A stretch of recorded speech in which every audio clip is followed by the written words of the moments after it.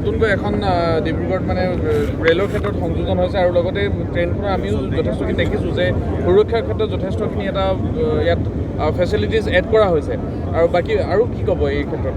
আজি ডিব্ৰুগড়ৰ কাৰণে সঁচাকৈ ঐতিহাসিক দিন।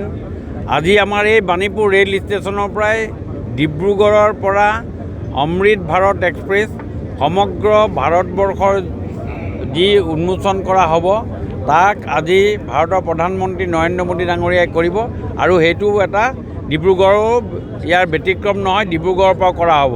আৰু এই ট্ৰেইনখনত বিভিন্ন ধৰণে সা সুবিধা, বিশেষকৈ ট্ৰেইনখনত CC কেমেৰাৰ ব্যৱস্থা আজি কৰা হৈছে আৰু এই ট্ৰেইনখন গধূলি 9টা বজাত ষ্টাৰ্ট দিব। গধূলি ৰাতিপুৱা গৈ 6টা বজাত এইখন গৈ গুৱাহাটী পাবগৈ। এই ট্ৰেইনখনৰ এটাতকৈ ডাঙৰ বৈশিষ্ট্য হ'ল এই ট্ৰেইনখন কাইণ্ড অফ নাইট চুপাৰৰ নিচিনা এটা ব্যৱস্থা হ'ব বুলি আমি ভাবিছোঁ জাৰ্ণিৰ ক্ষেত্ৰত। আৰু ইয়াৰ যিখিনি ব্যৱস্থা আছে, সুবিধা আছে, খুব ভাল হৈছে।